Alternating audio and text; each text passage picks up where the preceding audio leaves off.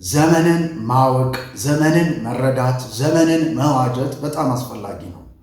ዘመንን የሚያውቁ፣ ዘመንን የተረዱ፣ ዘመንን የዋጁ አገልጋዮች ውጤታማ አገልግሎት እንደሚያገለግሉ ጥርጥር የለውም። ዘመንን የተረዳ፣ ዘመንን ያወቀ፣ ዘመንን የዋጀ ተቋም በእርግጠኝነት ከአደጋ የተጠበቀ ነው፣ ከኪሳራ የተጠበቀ ነው። አንድ ተቋም ዘመኑን የሚመጥን መረጃ ከሌለው፣ ዘመኑን የሚመጥን ዕውቀት ከሌለው፣ ዘመኑን የማይዋጅ ከሆነ በእርግጠኝነት ለኪሳራ የተጋለጠ ነው ማለት ነው። ስለዚህ ዘመንን ማወቅ፣ ዘመንን መረዳት፣ ዘመንን መዋጀት በሕይወታችን ውስጥ በጣም አስፈላጊ ነው። ስለ ዘመንና ስለ ጊዜ የማያውቁ ሰዎች ይጎዳሉ። ስለ ዘመንና ስለ ጊዜ የማያውቁ ተቋማት ይከስራሉ። ስለ ዘመንና ስለ ጊዜ በትክክል ያልተረዱ አብያተ ክርስቲያናት ቢኖሩ ውጤታማ አገልግሎትን ለማገልገል ይቸገራሉ። ስለዚህ ዘመንን መረዳት በጣም አስፈላጊ ነው። በአንደኛ ዮሐንስ ምዕራፍ 4 ቁጥር 1 ላይ እንደዚህ ይላል እግዚአብሔር ቃል፣ ወዳጆቼ ሆይ መንፈስን ሁሉ አትመኑ፣ ነገር ግን መናፍስት ከእግዚአብሔር ሆነው እንደሆነ መርምሩ፣ ብዙ ሐሰተኛ ነቢያቶች ወደ ዓለም መጥተዋልና። በዛን ጊዜ ዘመኑን ጊዜውን በደንብ ያሳውቃቸዋል።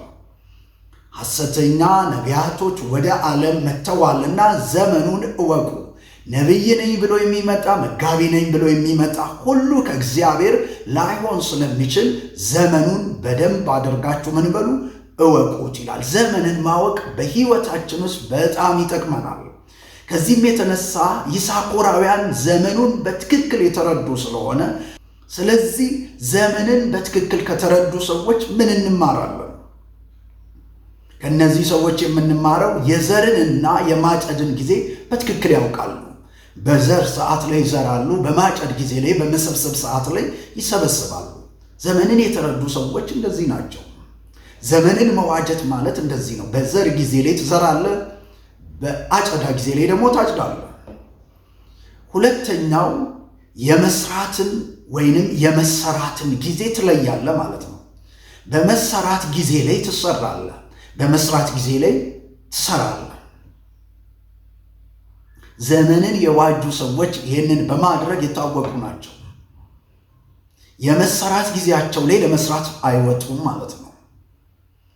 በእርግጠኝነት ለምናገለግል ሰዎች ይህ ሐሳብ በጣም ጠቃሚ ነው። ምክንያቱም ከማስተማራችን በፊት መማር እንዳለብን አስረግጦ ስለሚያስተምረን። አገልጋይ ሆነው ሳይማሩ ለማስተማር የወጡ ብዙ ጉዳት እንደሚያመጡ፣ ብዙ ዝብርቅርቅ ያለ ነገር እንደሚፈጥሩ የታወቀ ነው። ከዚህም የተነሳ ለማስተማር ከማውጣታችን በፊት መማር፣ ዘመኑን ማወቅ፣ ዘመኑን የሚመጥን ዕውቀት እንዲኖረን ያስፈልጋል። ስለ ዘመኑም የጠለለ ዕውቀት ሊኖረን ያስፈልጋል ማለት ነው። ሌላው ሶስተኛው የዝግጅትና የስምሪትን ዘመን የሚለዩ ናቸው። ዘመኑን የሚያውቁ ሰዎች በዝግጅት ጊዜያቸው ላይ አይሰማሩ። አሁን የዝግጅት ጊዜ ነው መዘጋጀት አለብን ብለው ዝግጅት ያደርጋሉ። የስምሪት ጊዜ ደግሞ ሲመጣ ዘመኑን ያውቁታል፣ ይሰማራሉ ማለት ነው። ለምሳሌ አንድ ምሳሌ ልንገራችሁ። አንድ ወታደር፣ የተመለመለ ወታደር ወደ ዝግጅት ቦታ ሳይሄድ፣ ወደ ስልጠና ቦታ ሳይሄድ ቀጥታ ጦር ሜዳ ውስጥ ቢያመጣ የሚያስከትለውን ጉዳት ተመልከቱ። ስለዚህ ከዛ በፊት ቀጥታ ስለ ውትድርና ስልጠና ወደሚወስድበት ካምፕ ነው የሚወሰደው። ምክንያቱም ከመሰማራቱ በፊት መዘጋጀት አለበት። ዘመንን ማወቅ ማለት ይሄ ነው። በእርግጠኝነት ዘመኑን የተረዱ ሰዎች እንደዚህ ነው የሚያደርጉት። ይሄንን እነዚህ ነገሮች የምታደርጉ ከሆነ ውጤታማ ትሆናላችሁ ማለት ነው።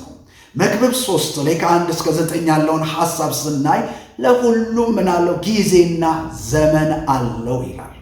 ጊዜያችሁን በትክክል መጠቀም፣ ዘመናችሁን በትክክል መጠቀም፣ ከዛም ዘመናችሁን ደግሞ ማወቅ፣ ዘመኑ ምን እንደሚጠይቅና ለዘመኑ ደግሞ ምላሽ ለመስጠት ዝግጁ መሆን ማለት ነው።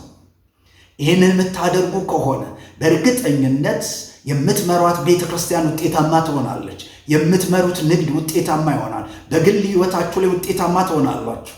ቤተሰብ የምትመሩ ከሆነ ውጤታማ ቤተሰብ ይኖራቸዋል ማለት ነው።